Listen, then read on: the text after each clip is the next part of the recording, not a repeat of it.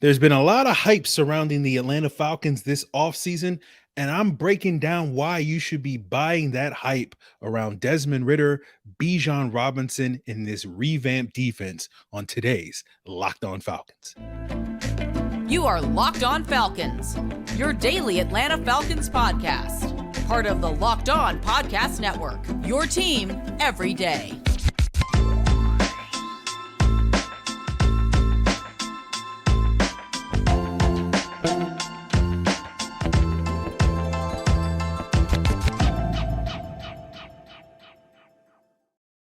So, guys, you know me. I'm Aaron Freeman, aka Mr. Drew, aka Sirius Black, and of course, the very humble host of this illustrious Locked On Falcons podcast, your daily Atlanta Falcons podcast, part of Locked On Sports Atlanta, your team every day.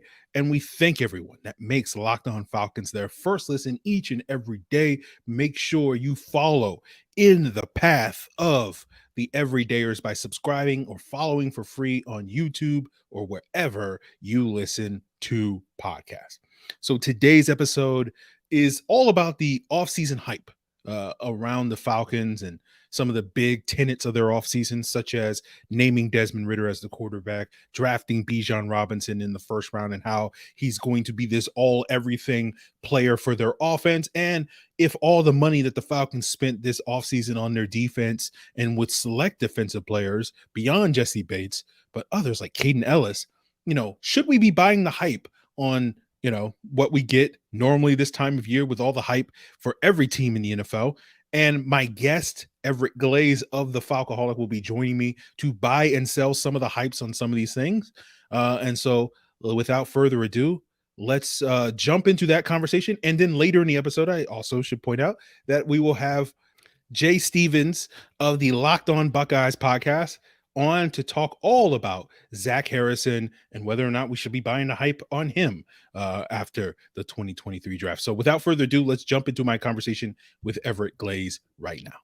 All right, everyone, we are back with another illustrious guest. He is none other than Everett Glaze, making his triumphant return to the podcast after like 5 years since we last had Ev on. You can see Ed's work over at the Falcoholic, of course, the SB Nation website for the Atlanta Falcons, which occasionally I will contribute to from time to time. But Ev and I are going to be talking a lot about the Falcons offseason moves so far, and we're going to put a little different of a spin on things by the whole buying and selling in terms of whether we're going to buy the hype around certain things that have been big storylines for the Atlanta Falcons this offseason. But without further ado, Ev, welcome back to the show. Thanks a lot, man. It's been a long time coming, my friend. Yeah, definitely. Yeah, it's all on me why you haven't been on the podcast in 5 years. Okay. So I will do my best to make up for it with some great content on today's episode. But the way this is going to work is basically I'll bring up something and I'll ask Ev if he's buying or selling the hype around this thing, and we'll be focusing on some of the big storylines and big narratives surrounding the Atlanta Falcons. And of course, the biggest one now that the offseason is over and the Falcons have gotten a lot of flack for it in certain corners. Are you buying the Desmond Ridder hype? Is he the guy for the Atlanta Falcons? Curious, are you buying or selling that? Right now, you know what? I'm buying it. And the reason why I'm buying it, there are multiple reasons behind this. And I'm pretty sure I'm going to fan some flames over this one. I wrote a scouting report about Desmond Ridder when he came out in the 2022 NFL draft. There were plenty of things that he did, well, but there was not necessarily that one specific thing that he just exceeded expectation on as a college prospect. However, because of his mentality, how he approached the game, his toughness mentally, and his maturity, I felt like a lot of people don't understand that sometimes there's such a thing as a player team fit. And for me, this team, the scheme, Arthur Smith, are exactly what he needs and what he can thrive in. And I know a lot of people are looking for elite talent here and elite talent there at the QB position. Well, yeah, first of all, that elite word gets thrown around entirely too much at this particular point. Also, when we're talking about elite QBs, that's rare. We're talking about what, 15, 20% of the time you see QBs of that nature. And let's be real about it. There's only one really true elite quarterback in the NFL as it sits right now, and that's Patrick Mahomes. To me, when I think about elite QBs, I think about those QBs that elevate the talent around him. When you have to supply a QB with weapons, I hate to tell you, he's not elite. You just need a solid pro quarterback, and I do believe Ritter can be that at the next level. Now, of course, he has to prove it, but based on what I've seen so far, I like what I've seen. Of course, he made rookie mistakes, but no, based on what I've seen up to this particular point, I think he can be exactly what Arthur Smith is looking for, and he seems pretty confident of that. So do I.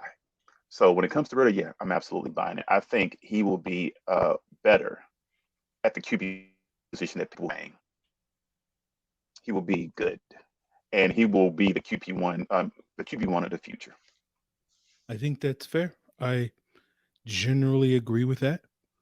Um, yeah, I'm trying to think if how much more I want to piggyback off of that point. But yeah, I am You buying can.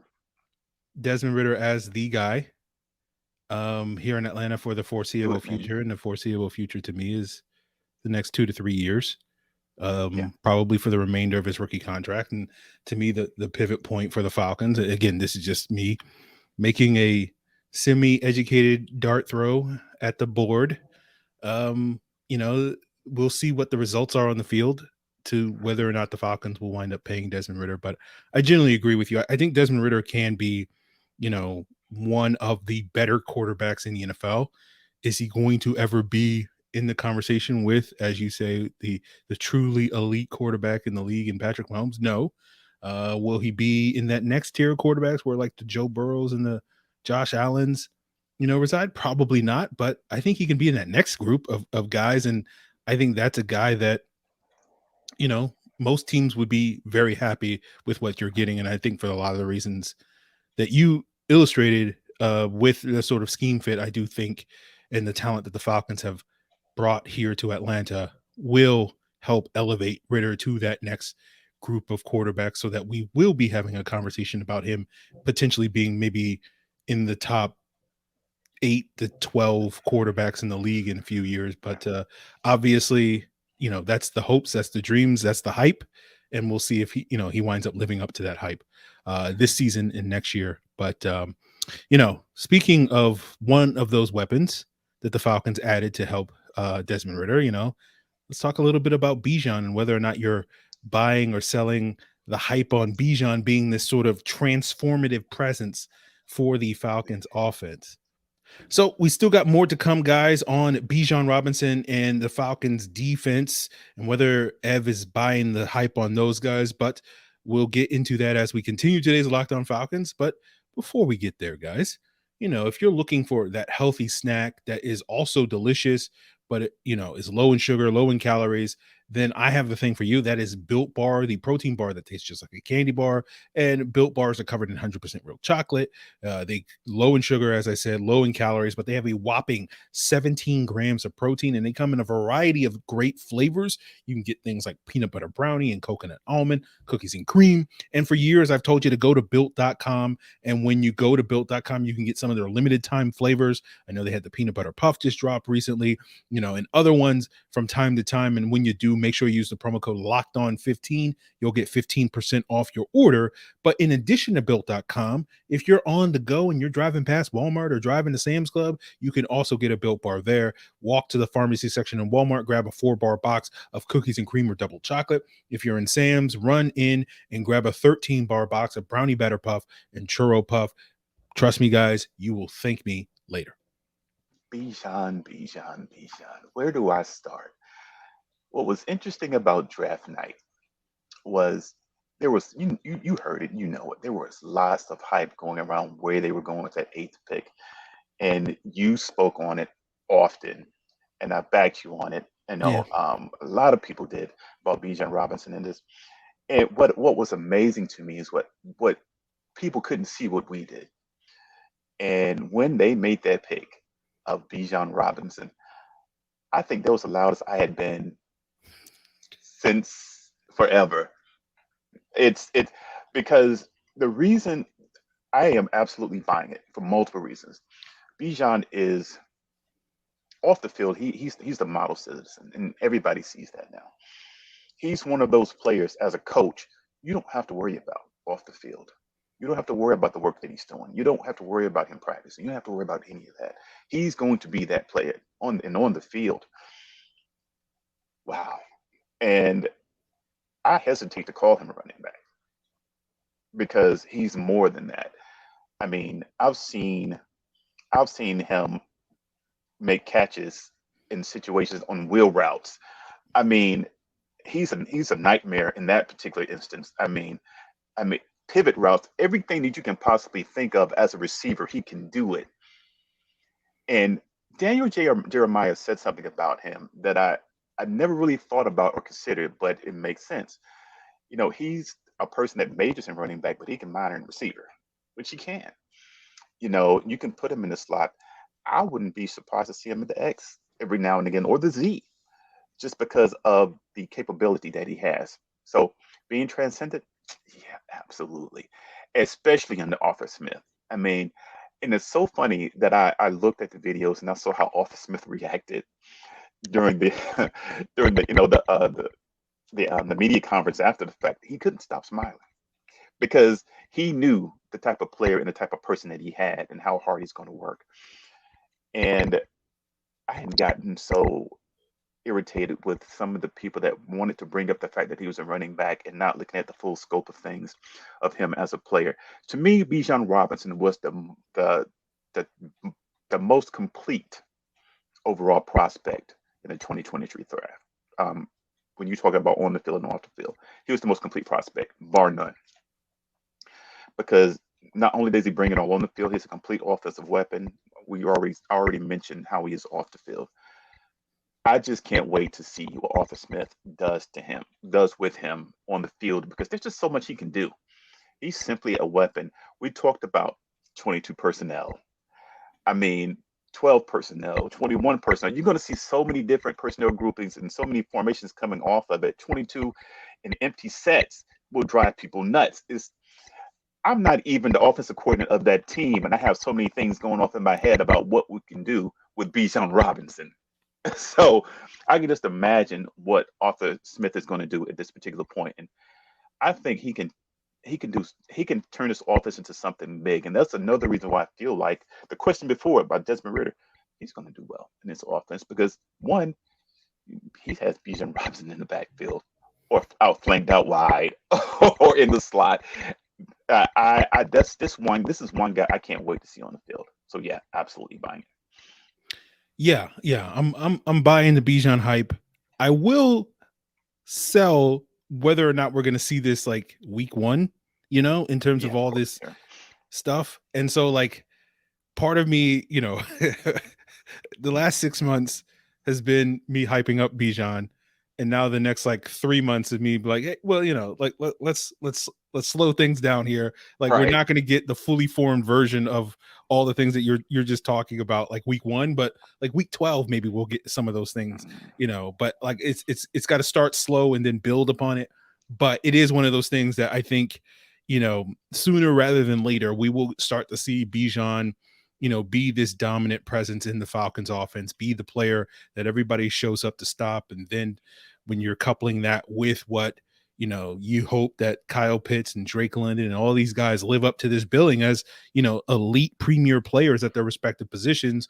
And with Desmond Ridder, potentially being, an upper half of the league quarterback, and you have potentially one of the best offensive lines of football. And again, I know this, we're specifically talking about Bijan, but it's just like the step into what this offense can grow into, in the years to come. And I stress the years to come because like where this offense is going to be, I think in the next 2 to 3 years is some place where it could be, at or near the top of the league. But, that we may not see that week 1. That's the only thing I'll say. Like that's the only thing I'll sell on it, where it's like if we're sitting here hyping it up of like, this is what and everybody's gonna be like, well, if they don't drop 40 points against whoever they play week 1, which as we're recording this, schedule comes out tomorrow, and there's been leaks that the Falcons will be facing Right. the Panthers week 1 at home. So if they don't drop 40 points against the Panthers week 1, you're going to have a whole lot of people being like, well, I was told that this offense was going to be incredible, and they only scored Yeah. 24 points in the week 1 game. And it's like, relax. Like, That's coming regardless. Yeah. We know how this rolls. But I mean, you're right. It's going to be a process. And another reason why it's going to be a process is like you stated. When you have Kyle Pitts, when you have Drake London, when you have Tyler Algier, when you have Cordero Patterson, they're not going to just thrust that on him immediately. They're going to, ease him into it because, again, he has a multitude of weapons that they can utilize and actually feature at any given moment.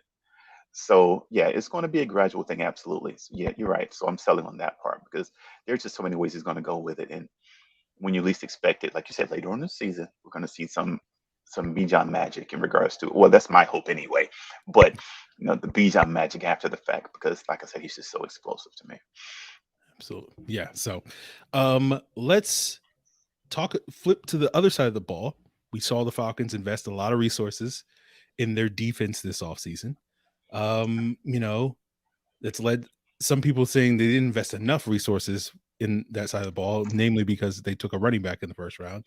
Right. But are you buying or selling the Falcons having, and I'm going to put a kind of an over under on it, a top 15 defense? Is this going to be a league average or better defense, which will be basically the first time the Falcons have had this in probably, I don't know, since the height of the Mike Smith era, maybe was the last time they might have had a defense like that. So are you buying that? I'm selling it for now. Okay. And here's the only reason why I'm selling it. Yes, they add a multitude of pieces. And let me just give a shout out to Terry Fontenot about how he's actually gone about adding to this roster.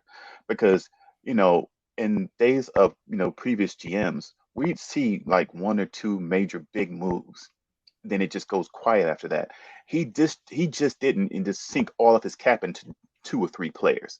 I mean, he literally spread it out at every major level of the defense. I mean, he went from defensive line to the linebacker core, and of course to the back end. And when he signed Jesse Bates, for me on paper it looks really it looks promising. It looks better. My only concern at this particular point is how they end up playing as a unit. That's where my head is right now because I don't know. I mean, we're talking about a lot of different players now on that defensive unit that we had a year ago. And my question becomes, can they go ahead and gel? How quickly will it happen? If they do, and how quickly will it happen? That's the only reason why I'm selling it right now because I don't know how this is going to work and how our new defensive coordinator, Ryan Nielsen, is going how he's going to scheme and actually use the pieces that he has. I mean, because he came over as a co-defensive coordinator, but for the most part, he was the defensive line coach. That was his thing. Now, I do believe that we're going to see a vast improvement up front, absolutely, because that's his wheelhouse. But in regards to everything else, I'm still on the fence about it because I just want to know. I mean, it's different between being on paper and actually, putting it on the field.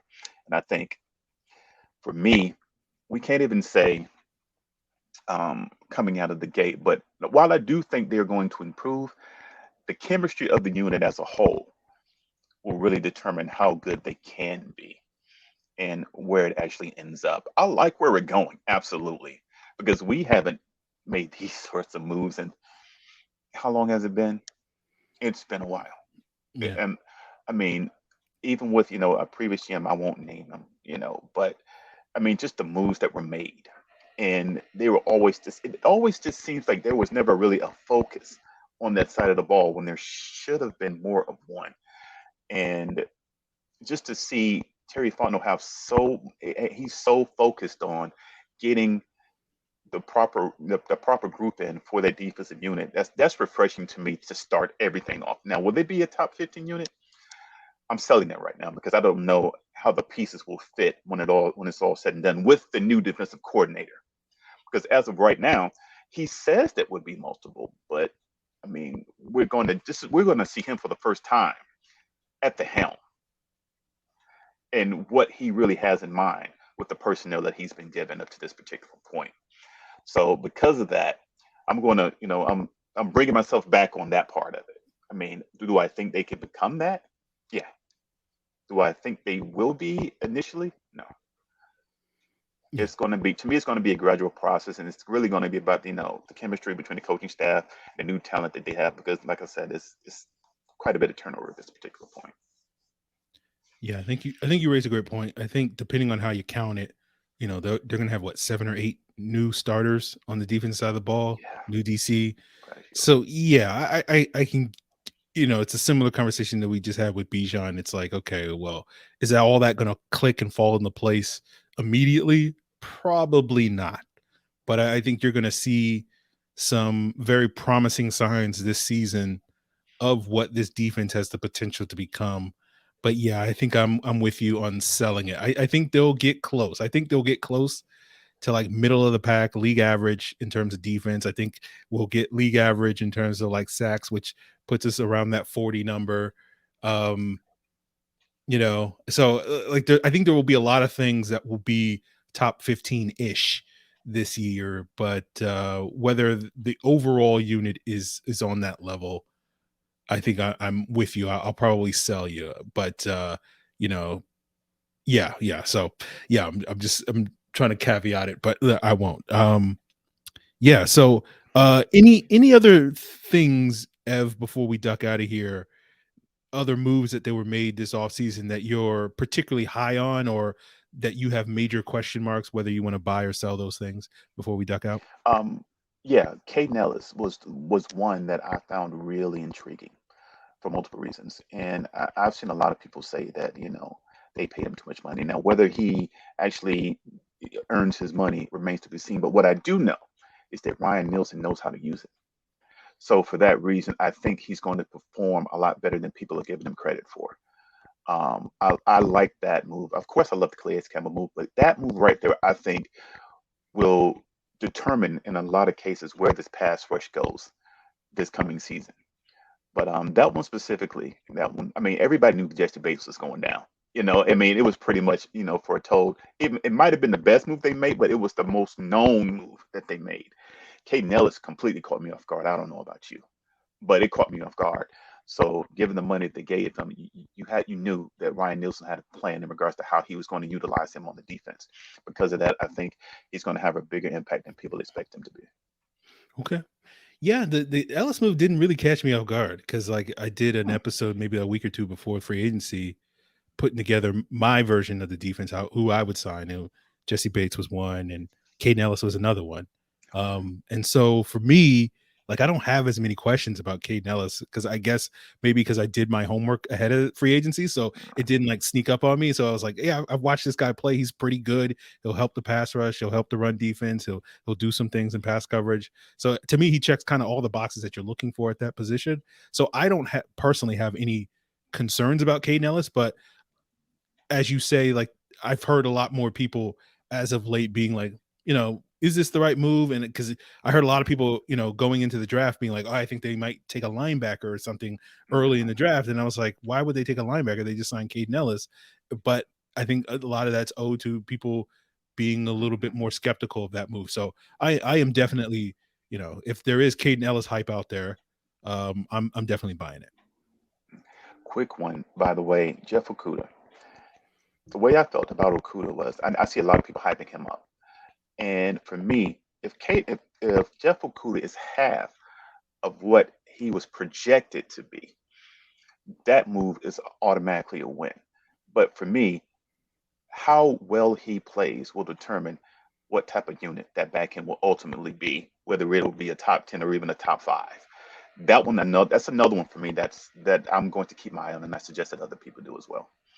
Yeah, I think that's fair. I think there's boom bust with Jeff Okudah, but I'm feeling maybe again this is just off-season positivity, which is a rare thing for me here on this Yes, podcast. yes. But I'm feeling good about Jeff Okudah. Like I like where he's out. So that doesn't feel like as big a gamble to me as maybe it does to other people, because I think other people are like, well, he's a first round bust and he stinks. And I'm just like, I think when you watch him play, like you don't, you know, like you don't come, or at least I don't come to that conclusion that he's a bad player. Like Detroit's not giving up on him because he's a bad player. Detroit's giving up on him because he's not one of the current regime's guys, right? Right. Like you kind of saw a lot of their moves, like with the DeAndre Swift trade, like they're just Yeah. moving on from guys Wild. that are not their guys. And Yeah. we see, the Falcons did that, so it's like we see that pretty commonly in the NFL, and that doesn't necessarily mean, like the same conclusion would be like, well, Calvin Ridley stinks because like the Falcons traded him in Exactly. Jacksonville. And it's like, well, if Calvin Ridley goes out there and balls out, like it's not the Falcons didn't get rid of Calvin Ridley because he's bad at football. Like, you know what I'm saying? It Right. was other factors. Yeah. So that to me is, with the Okudah thing, like I feel much more comfortable than I normally do, because I'm notorious for hating reclamation projects. But this to me feels like a pretty good bet as a reclamation project. Yeah, he's completely different. I mean, and plus you only give up a fifth for him. So I mean, either way, to me, it will be a win. And plus, rumor had it that Okudah wanted to play in Atlanta initially anyway. So considering the fact that he has some familiarity with somebody like AJ Terrell, and he's in in a different environment, I think it's going to do well for him. And I think at the very least, he'll be better than he was last year. Now, the hope is that he turns into be the player that everybody expected him to be. But like I said, at the same time, and even if it's half of that, it's still a win. I agree. Well, Ev, I appreciate you joining me. And hopefully we won't go another 5 years. I hope not, man. It's been a Before pleasure. getting you back on the podcast. I'm sure I'll reach out to you later this summer once we get to Absolutely. actual football practices and or preseason games and regular season games later this year, before we have you back on the podcast. But I really appreciate you humoring me with this different interpretation of talking about the Falcons offseason in I the like in, it. in the different ways than we normally do. Just this is all for me, just to basically keep me invested in doing this daily podcast every single day. I just can't have the same conversations over and over and over again. But I really appreciate you joining me on today's episode. Let the people know where they can find more of your stuff. I appreciate being here. You can find me on Everett_G07 on Twitter. I do write for the Falcoholic, so feel free to look for me there. And it's been a pleasure being on, my friend. Really appreciate it, my guy. Yes, sir.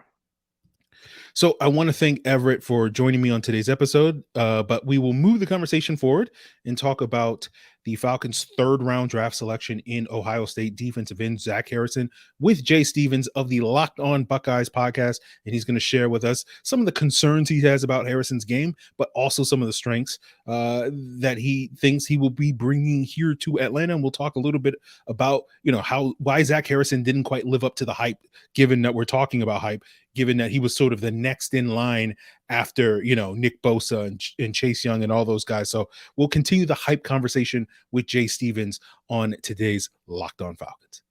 All right, everyone, you are here with another illustrious guest. He is none other than Jay Stevens, the host of Locked On Buckeyes, and he's here with us to talk about the newest Atlanta Falcon in Ohio State, defensive end Zach Harrison. Jay, how you doing today? Aaron, doing well. Happy to be here with you. And you're correct. Zach Harrison is in the NFL. And I'm really glad we're able to do this together and talk about a guy who I've been higher on over the past couple of years. Yeah. And with Zach Harrison, he's had an interesting career at Ohio State. He was a very highly touted 5-star recruit, sort of coming into school on the heels of Nick Bosa's departure there. And of course, Chase Young was a sort of the star there when he was a true freshman. He had 3.5 sacks his freshman year, but then never kind of exceeded those totals ever again in his college career. And I'm just curious, from your perspective, is it fair to say that Zach Harrison didn't quite live up to expectations at Ohio State? And if so, why do you think that is? I think it's fair. Ohio State fans, Ohio State writers, those that cover the team, I won't say all, some of them thought he was the next big thing. And it's kind of doing a disservice, I think, to how you analyze the football, because you kind of got to realize you're not going to get a Bosa or two of them again. Like, that's the fact that there was two brothers that were really, really good, and there's a conversation about which one had a better career at Ohio State. Like, that's crazy to think about what Joey Bosa did, what Nick Bosa did. You also got Chase Young in the mix as well, so it's like you got three elite defensive ends in college football. And Zach Harrison's here like, I know what the recruiting rankings say. I know what I can do on the football field. I know the kind of player that I am. But at the same time, speaking of expectations, I think they were so lofty that it was going to be really, really hard for anybody to hit and match the expectations there because of what Larry Johnson, the D-line coach, has developed defensive ends to be. And I think it's a disservice to how people analyze football. Take every person individually. I am not going to grade Ohio State's upcoming quarterback, whoever the starting quarterback is, on Stroud or on Justin Fields, or CJ Stroud or Justin Fields. That'll be a disservice, I think, to them, because I don't believe they're the same quarterback, and they're writing their own path. They're writing their own story. And so I don't think that's the same thing. People put such high expectations on him, not just because of the 5-star ranking, but because of what Ohio State is at the end, which was bad for him. So, no, I don't think he lived up to expectations because they were so high due to the other guys that played the same position at that school. Yeah, I mean, really, you just got to look at it like that. Those 5 years of Joey Bosa to Nick Bosa to Chase Young were just a special 5 years, as opposed to, well, this is just how it's supposed to be at Ohio State. And so, yeah, I do think that's a good point to make here. But, when we talk about Zach Harrison, I think most people agree that he's, an outstanding run defender due to the size, the length, the power that he has. Those things jump off the screen when you watch him on film. I'm curious, what are your thoughts on that aspect of his game? It's gotten better. It's gotten a lot better.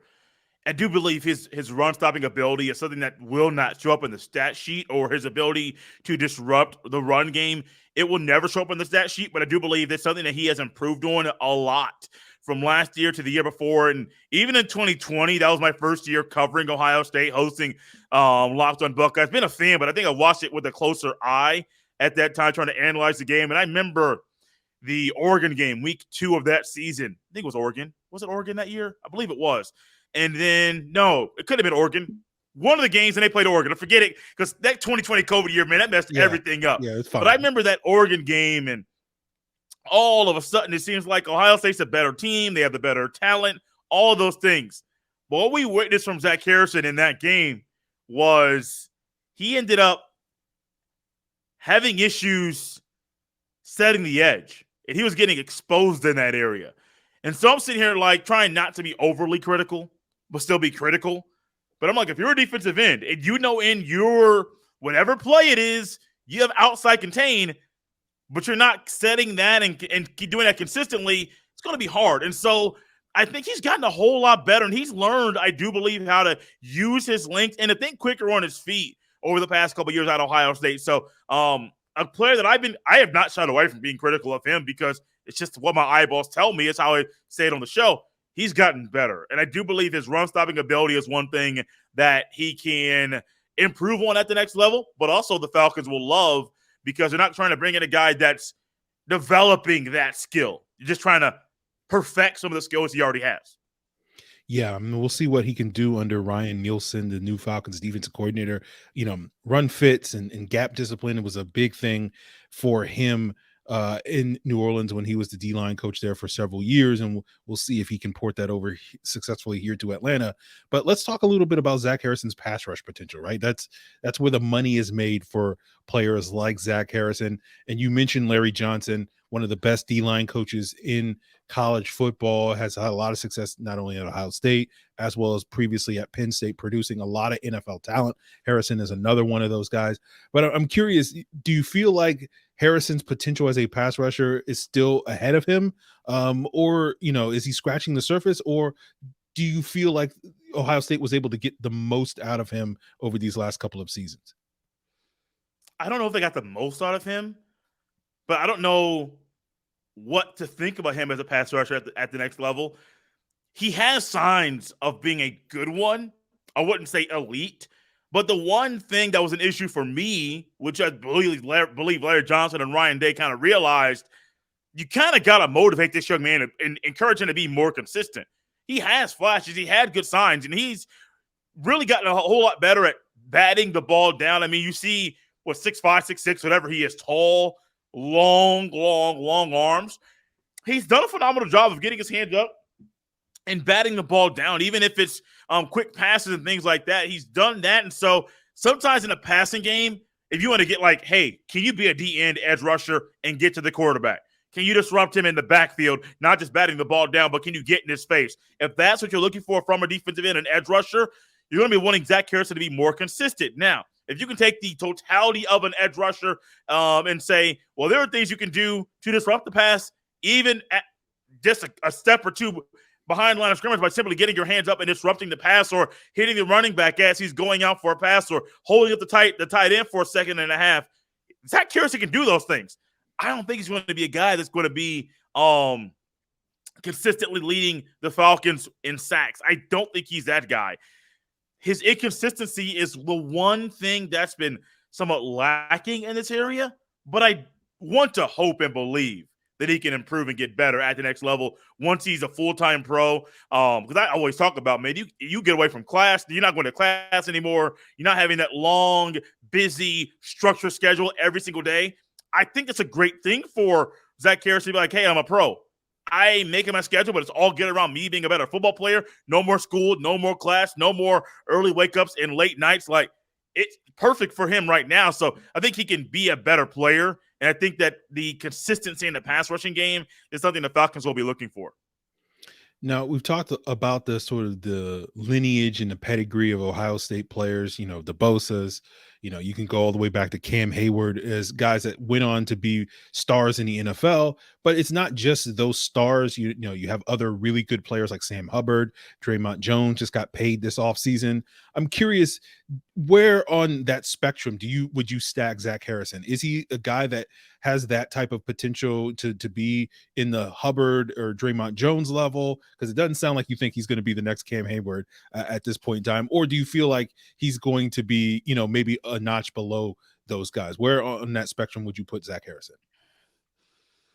I've been higher on Sam Hubbard and when he was at Ohio State than a lot of people have been.